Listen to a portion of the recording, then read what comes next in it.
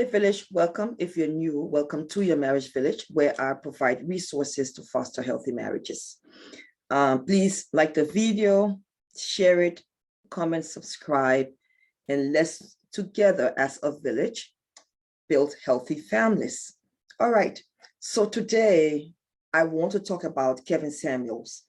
Those of us who are familiar with him, we know that he recently passed. He was very young, I think, in his 50s, and looked healthy, and he was thriving in terms of his social media presence. And we unfortunately lost him, we meaning as a people, right, human beings. Now, before I start this video, or before I get into it, the first thing I want to say here is I want to be very, very clear that I do not subscribe to the views of Kevin Samuels, okay? My views are very different. I hold a different worldview as relates to people and relationships, etc.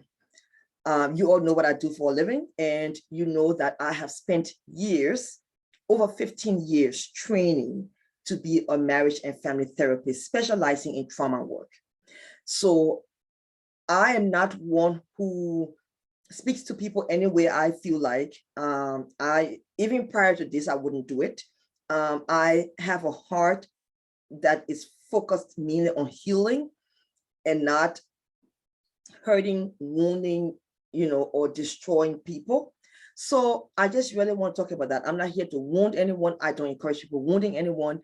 I am all about building people up. Now, having said that, this video is strictly about the psychology of the man.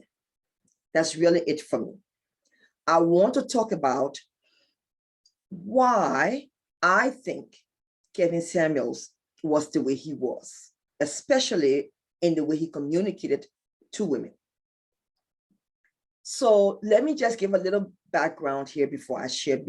I am one of those people who do not like judging people based on sound bites. I don't do it. I try my best not to do it. I'm not perfect, but I try really hard not to do that, because I know that you never get the full story of anybody based on a sound bite.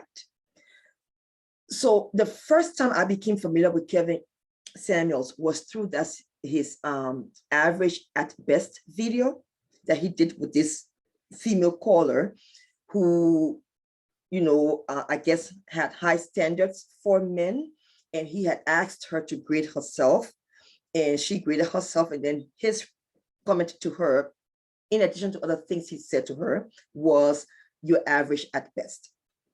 And I think that really blew him up on social media. Now, someone sent me that clip when that first happened, and I did not take it well at all. I had a problem with it. I did not like the way he was speaking to the female. I felt as if she was vulnerable, and he was taking advantage of that and really imposing his views on her. And so I tried to watch a couple of other things that would help me really understand his mindset. But even the other things I watched, I really couldn't gather who he was. So I kind of stopped watching things about him for a while, until I saw in my feed that he had passed. And I was shocked, like I'm sure many of you were.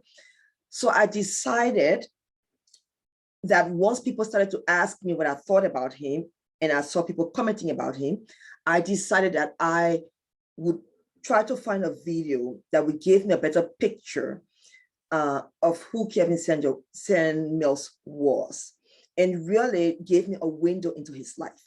So I found this video, and I'm going to put the link for that video below, because again, I do not want to give you sound bites. I'm not going to do it, period.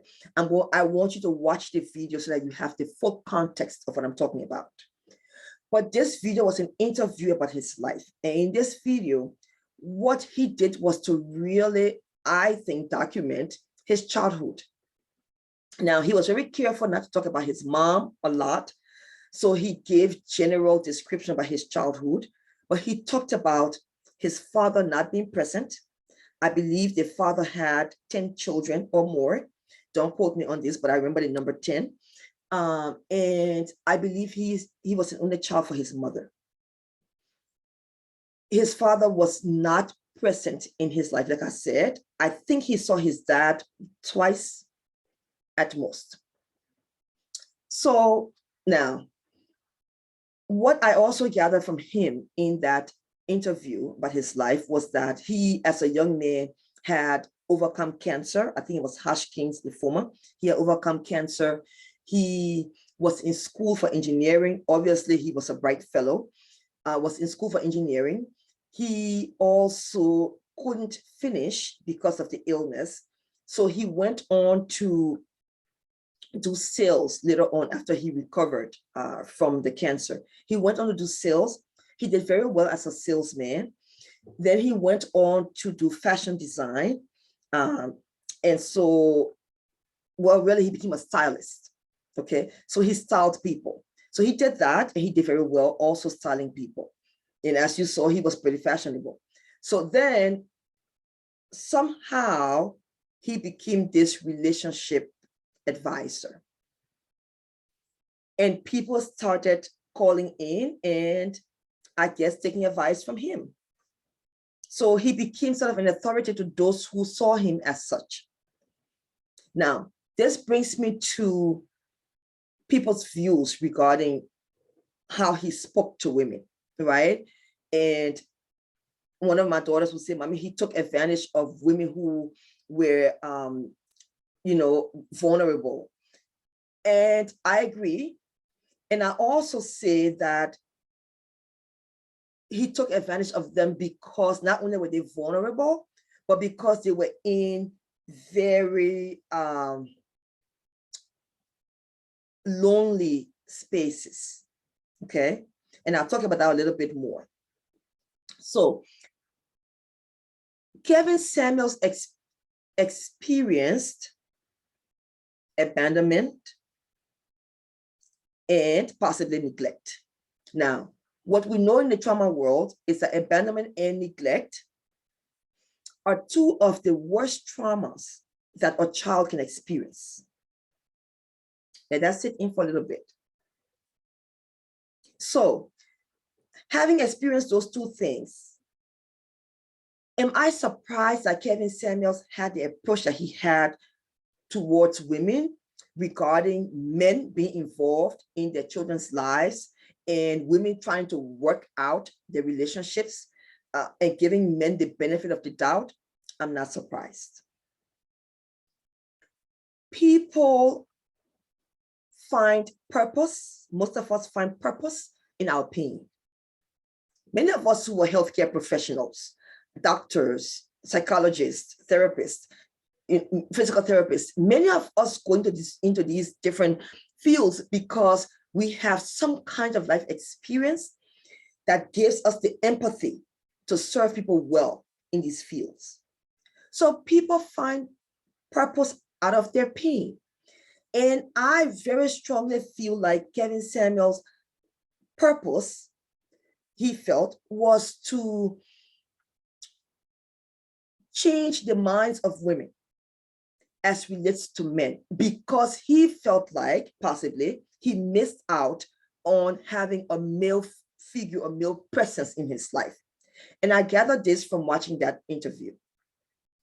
He talked about his dad not being there. He talked about how, it's important for women to not have such high and what he would consider unreasonable standards, to where they wouldn't negotiate with men who were in their lives, whether these men happened to have been their children's fathers or they were just husbands. He felt like women should always leave room for negotiation and work things out.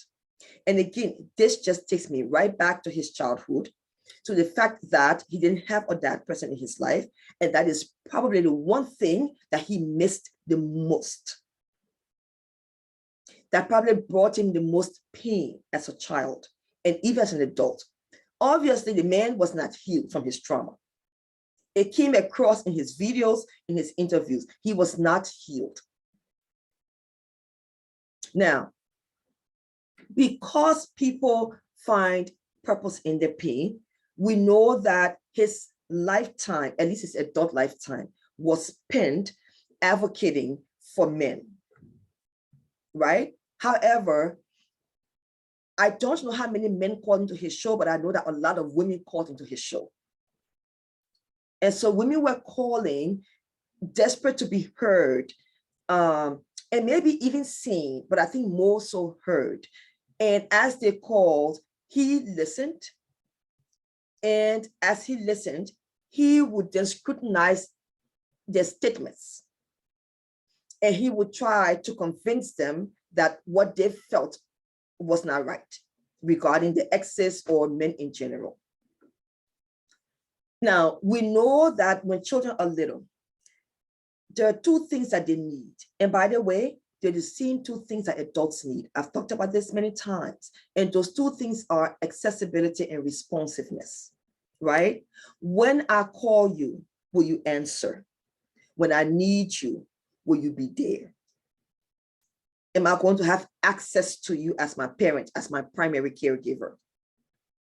So when children don't receive those two things, when they don't have access to their parents, and they feel as if when they call, no one is going to respond to their needs, what they do is they learn not to trust, and they learn not to depend on people emotionally. And in the trauma world, we say they become very insecure. The attachment style becomes insecure, right? They only feel safe with themselves. And that's kind of what I saw with Kevin Samuels. It wasn't like, I didn't feel like he was a bad person, right? We've lost the man. I also think it's a bit insensitive. He was also insensitive, by the way. I think it's a bit insensitive when people are now saying, well, he deserved to die. I don't know about that. I'm not going to get into that because I hold a different view. However, because he was insensitive, I think people find it difficult to empathize with his loss. Now, but we know that he was insecure, and his insecurities came across in his communication. His communication was not assertive. In the therapeutic world, in psychology, we talk a lot about being assertive in your communication style. That means that when I communicate with you, I need to not only consider my feelings, but also your feelings. And that's not what Kevin Samuels did. He was stuck in his views, and he did not consider the feelings of the women who were on the other side of the line. Okay, so he did, I guess, in his mind, what he thought was the best thing to do, right? He was an advocate. He wanted to see, boys being raised with their fathers and women trying to lower their standards so that they can have relationships. That's what he would argue. And so he was really set on that, and nobody could change his mind regarding that. But again, that strong desire that he had for that change to happen, that strong belief system that he had, it came from his pain. And when you watch the video, you will see it, and you will hear it in his voice if you know how to listen for that, right? For that emotional pain, that distress that's there when children lose out on having a secure attachment with a primary caregiver. It was missing for him. I don't know what his relationship, was in terms of navigating between mom and dad. I'm not sure if dad was even allowed to come around. I'm not sure how his mother related to his father, but almost everything he said in that video and what he continued to talk about, even on his own platform, kind of pointed to the fact that he wished that his father was more involved. And it almost seemed as if, this is my conclusion based on the video, as if a female interrupted that. So he was going to spend his life helping females understand that that is not the right way to go about handling a relationship, especially if there are children involved. Or even if you don't have children, if you desire marriage, then you need to, in his words, lower your standards. I don't think anyone needs to lower their standards, not a woman, not a man. I think you need to keep your standards, and the person who is for you will come your way, and they will respect your boundaries, and they'll respect you as a person.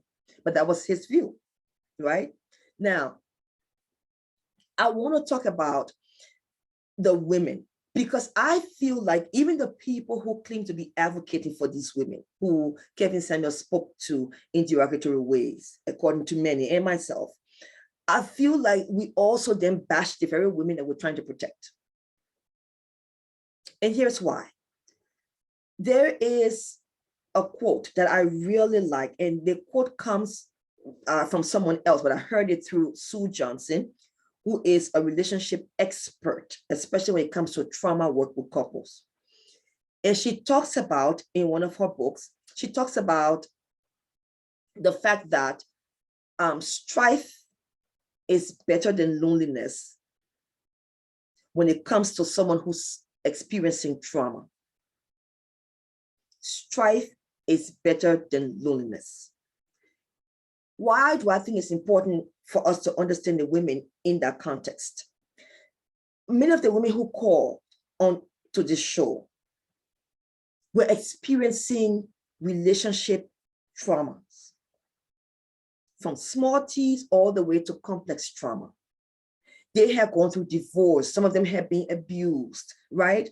And they were calling in because they wanted someone to listen, simply listen. Not many of us have people who are there to just listen to us, just hear us.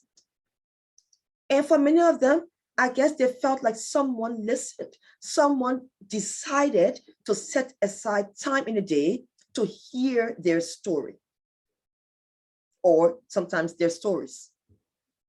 And so I really feel like that is why these women were calling in, right? So we beat them up. We talk about, we can't believe they were called in. Yes, it's hard to fathom, because the truth is you have to have some issue with self-worth and self-esteem to have anybody, not just a man, but anybody speak to you in that way. And worse of all, to have a man speak to you in that way. However, again, me looking through the trauma lens, I'm going to say to you that many of these women probably never felt heard, maybe their entire lives, or at least while they're going through their challenges. And Kevin Samuels provided a space for them to tell their stories. And that, my friends, makes a huge difference in a person's life when they're enduring trauma, when they're going through emotional distress. So, this is really a tricky situation regarding Kevin Samuels, because if you speak to his psychology, many are going to think that you are protecting or defending him. That is not what I'm doing. But what I am saying is that he came from a place of pain. And this is the danger we face. This gets me to my next point. This is the danger we face when we go to people who are not trained in any particular area to get expertise from them, to get advice from them, to get wisdom from them in that area. It's very difficult for that to happen. I don't see anywhere, or I have not read anywhere, where Kevin Samuels talks about how he went to school for relationships, right? To understand relationships, or how he became a relationship, maybe even coach. I have not seen anywhere where there's conversation about that.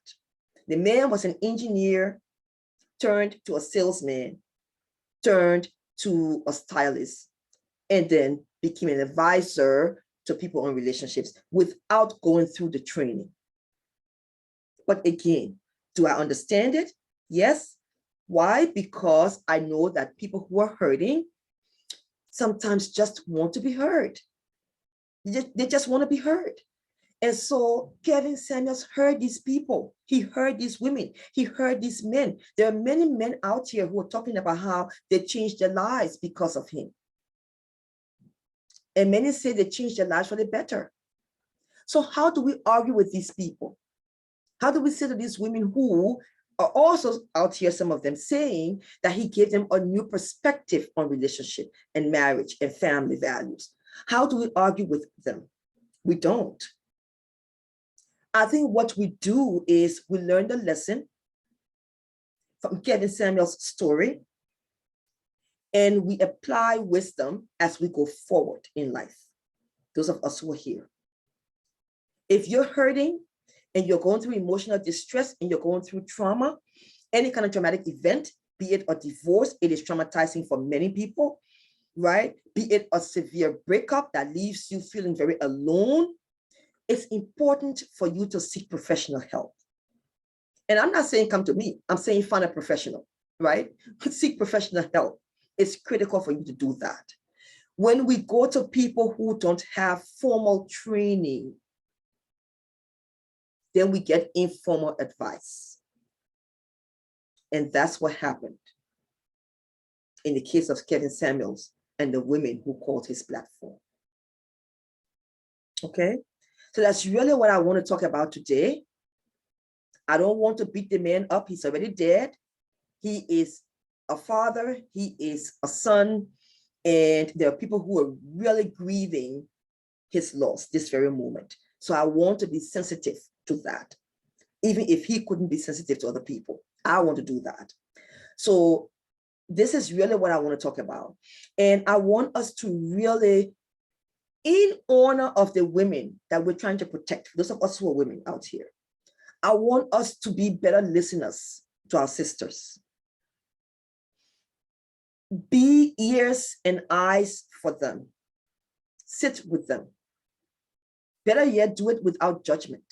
Just listen, simply listen. Give them a space for them to pour out their hearts, for them to release the pain and the pressure sometimes. And this is how we advocate for people who we care about. Okay? So I hope you take care of yourselves. Remember, it takes a village. Again, if you haven't subscribed, but you really benefited from this video, please subscribe to the channel, like the video, comment below, interact with me. Let's talk about this. What are your thoughts on this? All right. I will see you all soon. You take care of yourselves, and God bless you. God keep you safe. God protect your homes, your family, your children, and we will see you again very, very soon. Bye-bye.